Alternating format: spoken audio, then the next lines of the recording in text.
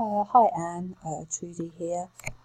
Just having a quick look at your email. I've already had a look at your video and made some notes on it. So just going through your email so that I make sure that I cover everything as I go through the video again whilst I'm talking. So you thought it would be fun to teach Diora the jambette. Yeah, I think it's a really good exercise to teach. I'll try and pick up a video from my YouTube with some on so that you can see some of the things I've done with it.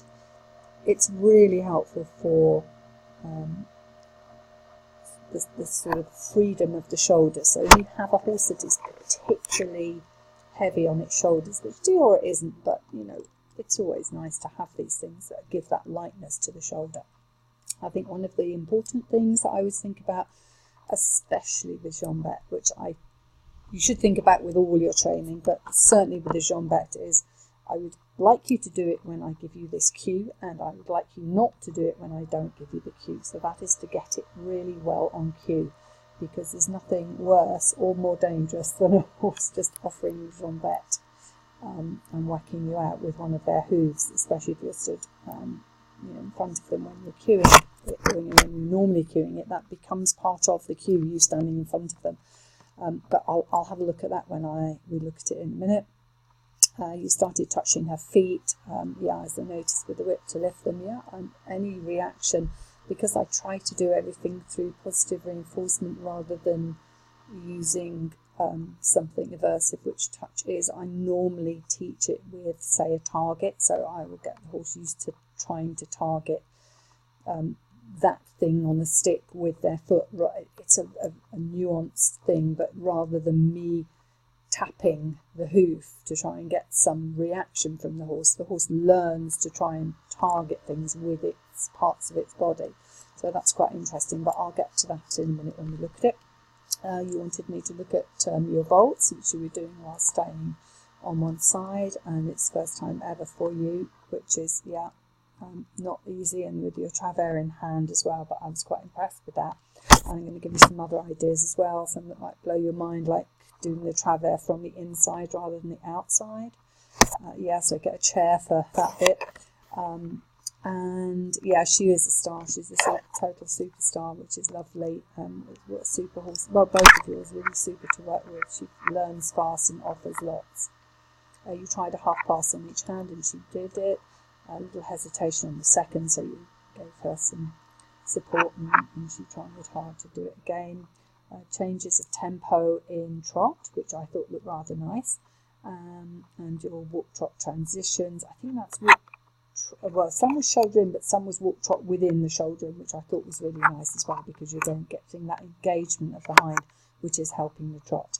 And then you go back into travers and some square vaults, and it is tricky, but it's really nice to push yourselves a little bit. It doesn't mean that you're going to have all these things on a perfect cue by the time you get to September's test filming, but it gives you an idea of what you can do and some things that you might want to work on going forwards in time. Okay, so I'm going to pause now and pick up the video and start again. Okay, so here we are with the jambette, and I'm going to run that so that we can have a little look at that together.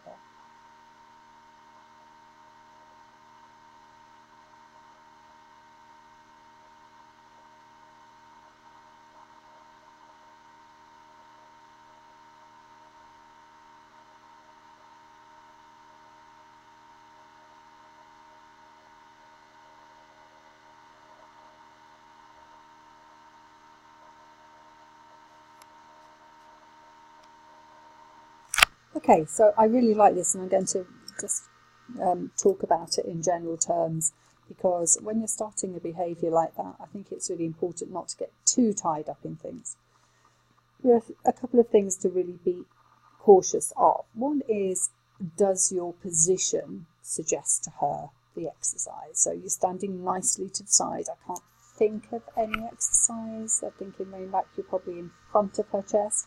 So your position in some ways is going to be part of the cue for this ultimately. So if you want to ever do this ridden, then I would suggest that you vary your position where you stand on the ground so that the cue becomes something very specific, like the stick touching her hoof or her knee or whatever. And I only suggest this from experience in that I've often had to go back later and vary my position a lot because I've ultimately realised that the horse sees me and where I'm standing as part of the cue for that exercise, that movement. So that's something to think about. The other thing I would like you to consider is your timing. So I know you understand the basics of, I'll call it clicker training, even if we're not using the clicker, because it's shorthand for bridge training, whatever you want to marker, event marker training. In that, she does really well. She touches, lifts her, raises her foot, and you make a noise, but to tell her how good she is, and it's different, it's not always the same, and then you go to your bag and feed her.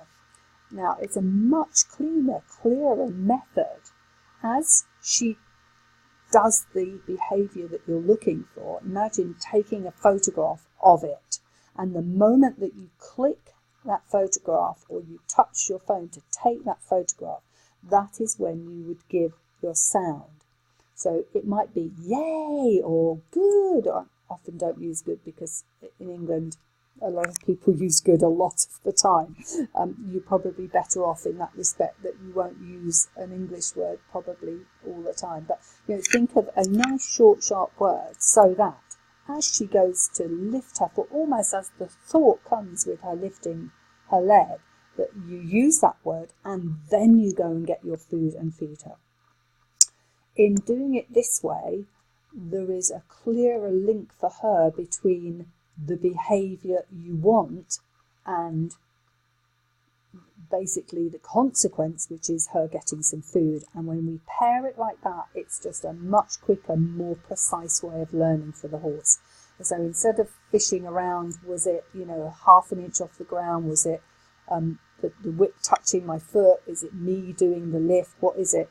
The moment that you see the behaviour you want, you add that word, which can just be a general way of praising, but don't let it be a word you use all the time. Otherwise, she'll start to become quite unhappy that you don't produce food on the word all the time. So let's have a quick look at that again. Here we go, touch. So it would be the right one. Yes! And feed. And I know it sounds like a trivial thing to think about, but if we are putting our hand into the bag at the same time as saying the word, or before we say the word, that word no longer starts to predict the thing that we were telling her she was so good for. So it's basically operant conditioning as opposed to classical conditioning as in Pavlov. So just try to get that word in a little bit sooner so that you mark the event that you really liked and then go to your bag and feed her. It'll just make it nice and neat and tidy for you. I've got some video that I'm going to pop probably on your email for you as well. I'm just going to make a note of that. So, yeah, for that one. But again, thinking about maybe also asking her for the not jambette cue. So holding the whip or touching her with the whip is the cue, becomes the cue. You want to really think of standing there and holding the whip behind your back and reinforcing her, rewarding her for doing nothing, for not giving you that jambette. That way you're going to be a little bit safer and she's going to understand I only offer it when I get asked for it. And that cuts down on those possibilities of a huge horse taking your kneecaps out when they offer jambette, because what happens is a highly reinforced behaviour. So if you're working on jambette, you work on it and work on it. I don't know what it is with humans, but for some reason the tricks are much more fun for us than some of the more mundane stuff. So we tend to work on it a lot, especially stepping backwards and jambette and Spanish walk. So it's really important that they know when not to do it as well as when to do it. For me, I would start to make sure that you're clear that you would like her to touch the whip with her leg. So although you're cueing it by annoying her a little bit with the whip on the leg, which is not positive reinforcement, it's more negative reinforcement, but it's a very gentle form of. So ultimately what I'd like you to be doing is marking the time when she hits the stick rather than you touch it with the stick, so that then you can start to hold the stick up as you cue, or even if you cue it by touching her leg, you hold the stick up and she comes up to touch it, and you only mark the correct behaviour when she actually touches it. That way you can hold the whip up gradually higher, shape that behaviour very gradually over a period of time. But it's a really, really nice behaviour, and it's great to see you doing this. So give it a go, start to shape it, start to watch for her extending that little bit more, offering that little bit more. The boys tend to be better than the girls at this. It's much more of a male horse natural behaviour, it's an innate behaviour, that pawing of the foreleg, much less so in mares. So take your time and make sure you're clear, reinforce her highly for it, and she's going to start offering you lots more. Okay, so yeah, I think you should be really pleased with that. Again, we come. Yeah, so you see how, and this, yeah, it's a sort of half-hearted attempt. I wouldn't worry about that. I would say that the sorry, I'm struggling to hold that in there. I would say that the half-hearted attempts tend to come after you've done a few. Restrict yourself to 3 or 4 off each leg, which will take you 3 minutes perhaps. Don't go on. That's really, really my advice. Save it for another two days' time before you go again, because we do get really into it and paranoid about not doing enough. But I think we want to really get in there, short, sharp, get out again, make it really fun for her. Because she's offered it a few times and she thinks, right, I get this, and then we start raising the criteria, trying to ask for more and more too quickly, and they get a little bit frustrated with it. So keep it that she understands it's to do with her legs. Start to offer the whip for her to touch, so then it becomes about her touching the stick, and make sure that you're adding your word or your expression of joy when she gets it right, so that she really attaches it to it and gets it. Now I think we're going to look at the vaults from the outside. Absolutely super. Really, really nice. I liked this when I saw it. And I think your only problem sometimes when you're on the inside is that you can give up a little bit. You can tend to just let her wander in around you. You lose ground at the shoulder. I think I've spoken about this in your moving turn on the forehand, where you need to stand up a little into the shoulder and let her move away from you. I know later in the video you do the stationary moving the shoulders away. And so it's very much like that. She needs to learn that behaviour of stepping away with her shoulders from you, so that you can hold your ground in the corners of square vaults when you're on the inside. But I'm loving the ones from the outside. Can you see how contained her shoulder becomes and how much better her balance is? They are really super. I have very little to add at all. I think they're super. So now we're coming to the travers, and I'm just going to run that one again because it's only a short element. Let me get you back to where we were. Okay, I like the angle on this. Later on some of the others, I felt the angle came a little deep. This is super. Not quite enough inside bend yet, but I'm going to give you a little tip about that in a minute. And on these, what you want to think about on this rein it would be the right hind that we're looking to be engaging, not the left, as in shoulder in, and which is why it's super to flip between the two exercises. And that's something you could try: shoulder in, a few steps, and then travers, a few steps. And trying shoulder in from the outside is also a really, really super exercise. So do have a play with that one. What I would like to see is a little more reaction from the hind leg, so that that right hind really steps under the body and gets there and really engages. And I'd like to see then the addition of bend. So I would ride from or work from a travers into a small circular vault, a few more steps of travers, small circular vault.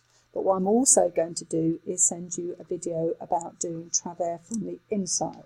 That's another load of things to send you. In fact, I'll probably send you all the travers little videos that I have, because that will be helpful for you. But this is a fantastic start. If you've never done this before, this is absolutely super. One thing to bear in mind, I always think of the horses having 6 doors. One at the front, one at the back, one at each side at the shoulders, and one at each side at the quarters. If you shut down most of the doors and just leave one open, you are likely to get movement in a certain direction. In this case particularly, if you had blocked, let me put the pen on for a second, if you had blocked the right shoulder here, okay, sorry, that's me being freehand, being an idiot. Okay, so if you had blocked this shoulder here, there is an absolute natural swing in of the haunches, which can make your life an awful lot easier.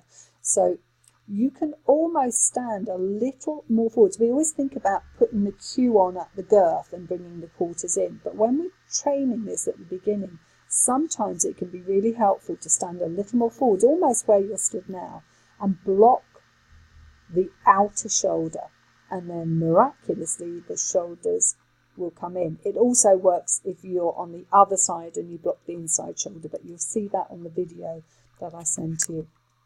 But yeah, try that, it's really helpful. Okay, let me take that off and let's carry on. I lost that a little bit there, sorry. So yeah, we'll just watch that travers again, and you can see that right hind just starting to get under there, just at that last step, really, really looking like a potentially nice movement. We're on the vault from the outside here again, and again I'll send you my vault from the in-hand video as well. But I really like this. You can see from the when you're on the outside. So again, when you're on the inside, you tend to open up the space a little bit too much. At the moment, she needs a bit of support in it, and you tend to just sort of walk forwards and let her gap a little bit at the shoulder. Whereas now you're on the outside, look how you're addressing that outside shoulder. It is superb. You are really up close to that shoulder and you're guiding her around on it. So really, really like that. Here we come with travers on the other rein. Yeah, just be careful she doesn't block you and get you with that massive shoulder. Well, almost exactly the same that I said on the other rein. It's looking potentially really good. Try to add some vaults, small circular vaults to help develop the bend, but potentially it's looking really, really nice. And here we come with the half pass. Yeah, and I think it's nice.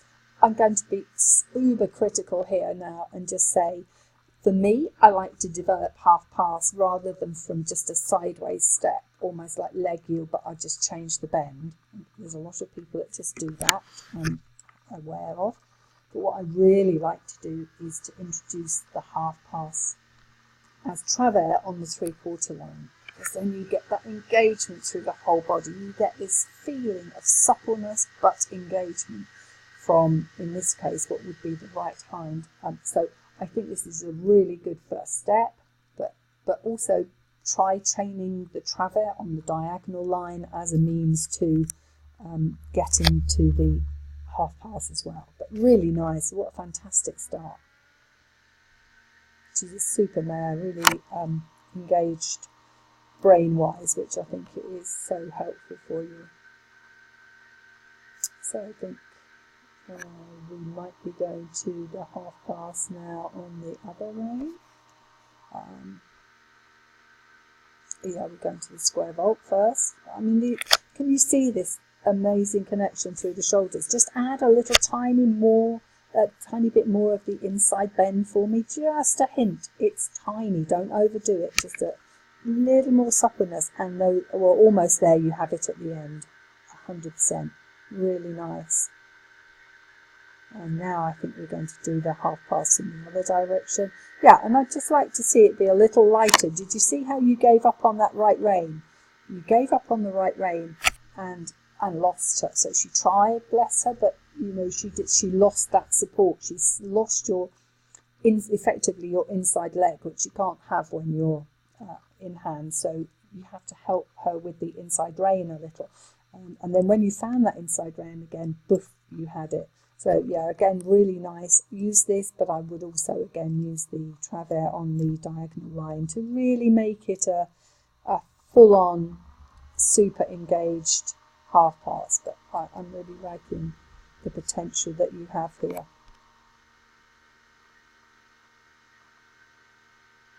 Clever girl. Mum was pleased.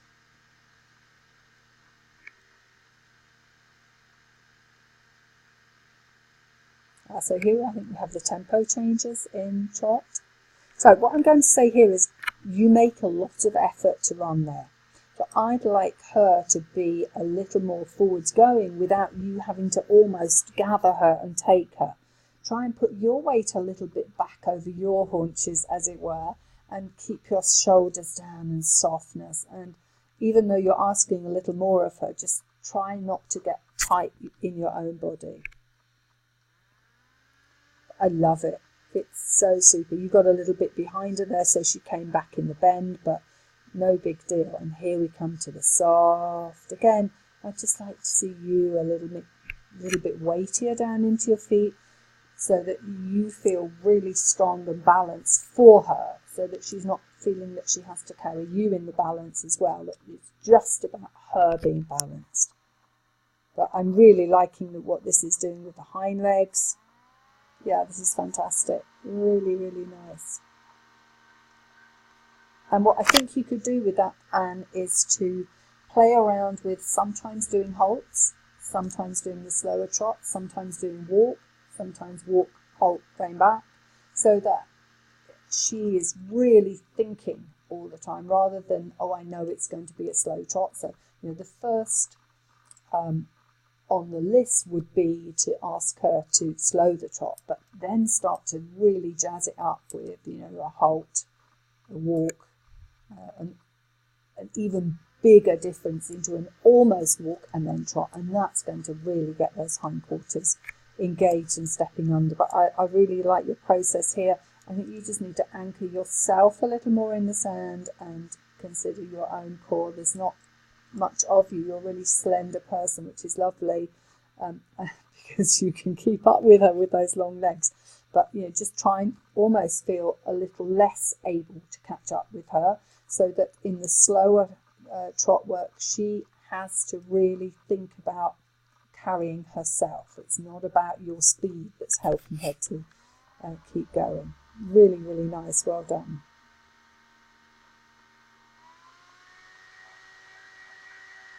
So change of hand now.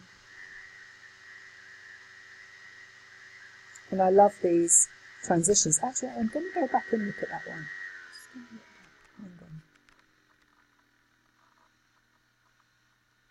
Okay, so I'm not sure when you gave your cue there, but can you see that your cue is walking on with your feet?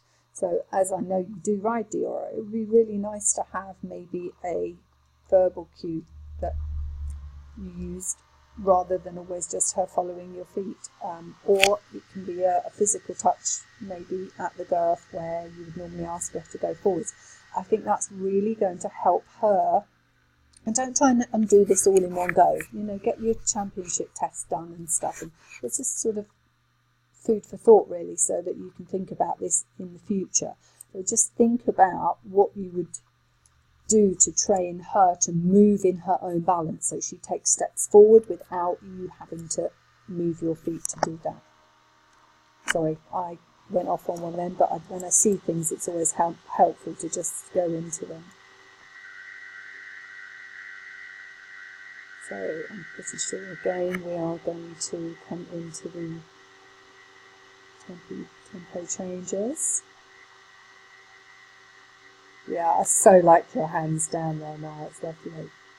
And again, just watch that left hand, yeah, lighten the left hand, don't overdo the left hand.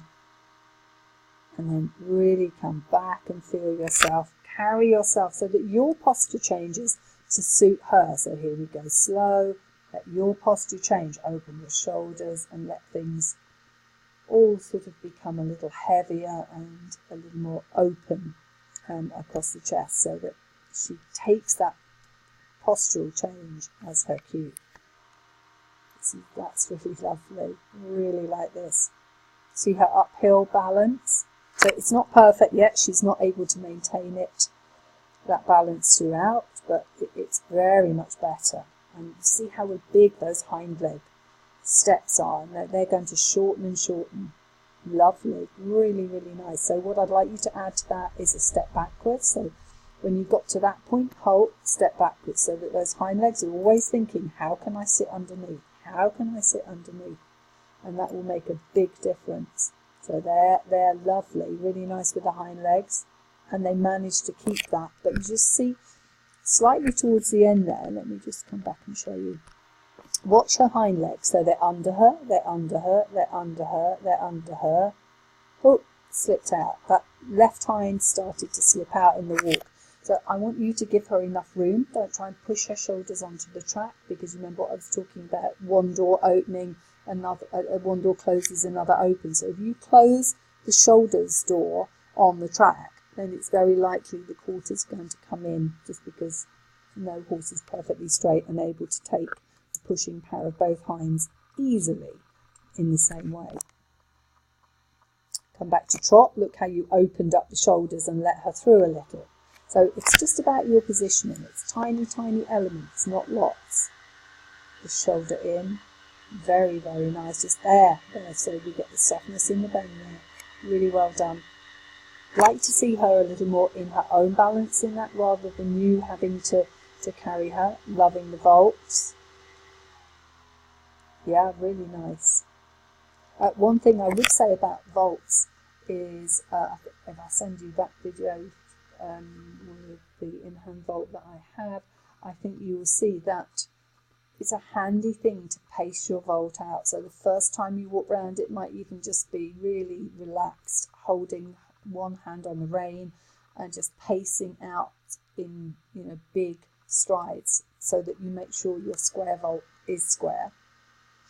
I'm not a massive stickler for size and perfection in accuracy, but it is really nice to see it balanced as much as you can. So think about that with your square vault.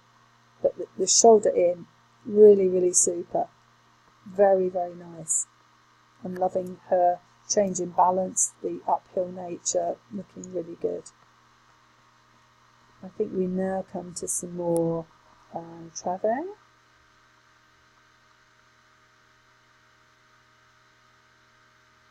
Yeah, that's really nice and supple.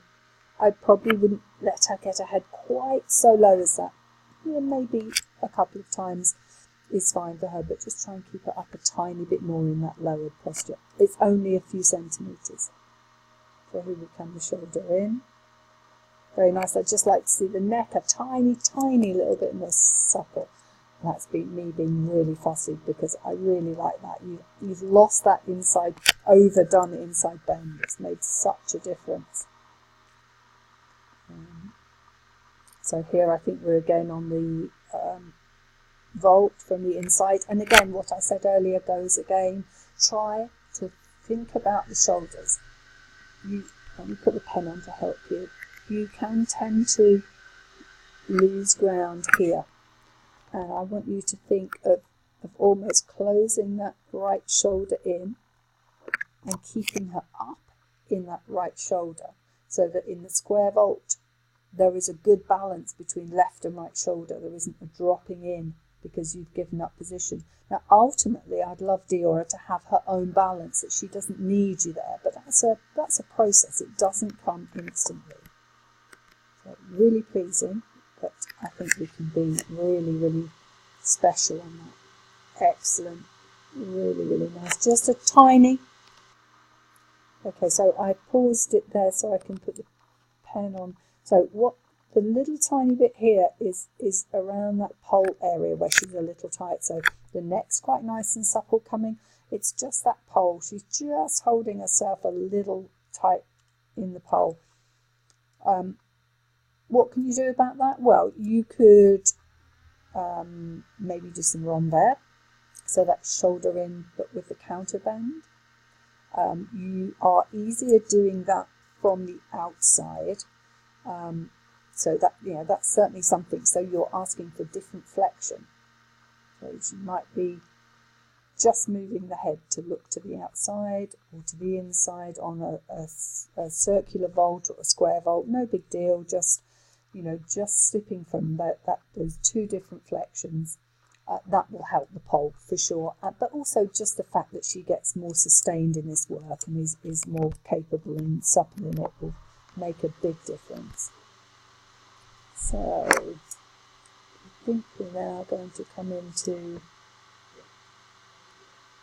the travers probably. After that, very nice. Yeah, and the pole really starts to come softer there. So I think, let's go back and look at that, because that really improved just after I said.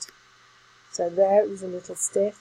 Then there it starts to sort of work its way through a little bit. So it's coming. So don't panic about that. As I say, don't try and do lots of things before you're filming. Just work on, having things a little bit more in place that you've already got there. So here we have the travers again from the outside on the right rein, and you can see the legs crossing behind.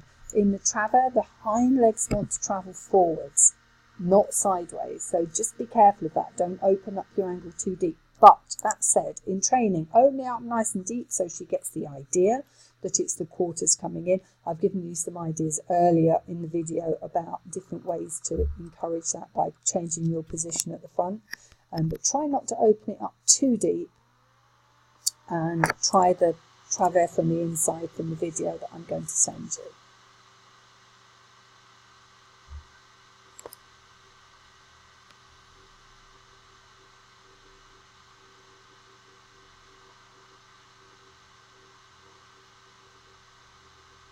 Here we come, I think, from the square vault from the inside. And I think what you'll see when you look at my square vault for in hand, that you want to really think about bringing the shoulder, the outside shoulder around with you. So there's quite an element of outside rein feel. So I want you to almost think in that corner of drawing the shoulders towards you, but that doesn't mean giving up your space. I've already talked about your space at the shoulder. So don't forget that space at the shoulder, because if you open it up too much, she will fall in it at the moment. She's getting better and better, but that just needs a little bit more work on it. Yeah, really nice. It's quite impressive. Liking that a lot. And here we go, travers on the other end again. Can you see how those hind legs are stepping? So it's like it's just a little bit too open. It's not engaged enough, but that's good for a starting point. So long-term, shorter, a narrower angle, not so deep in the angle, but for training it, the deep angle is good for her to get the idea of it. When you start to add the bend, then even more than you have at the moment, just a little better in that bend, then you'll find that she'll give up a little of the angle anyway, because it's quite difficult. And here we're working the shoulders. Okay, so what I want you to do here, I can't quite tell in the video, I've looked at it a couple of times, how much you have on the outside rein. I would have nothing on the inside rein on this, just enough that she would be slightly looking at me, but I wouldn't even mind if she was looking away from me, because this really is about her moving the shoulders. Okay, You see her come back the other way. So she's coming a little more in at an angle. I don't mind what the quarters do, but I really want the shoulders to move. So she's just a little too quick on that rein, the right rein, on the previous one out of the left shoulder. So I want you to just square her up a little bit more in the start, but let the quarters come along for free. I don't want her doing a full pass across the pole particularly. So I want her to really understand that it's moving those shoulders and opening those shoulders. And I think the jambette is really going to help you in that, because with the jambette, you get that freedom. So I would even think about, and I'll see if I've got a video of that as well. It might be a rein back with the jambette I've got. I don't know. I'll have a look. But, play around with that ability to shift directly through the shoulders, but just have a little bit more on this rein. It would be a little bit more of your right rein, just to slow that shoulder down, so she really understands that it is literally opening up those shoulders as wide as she can. But really, really pleasing, and hope you're as pleased with me with your progress.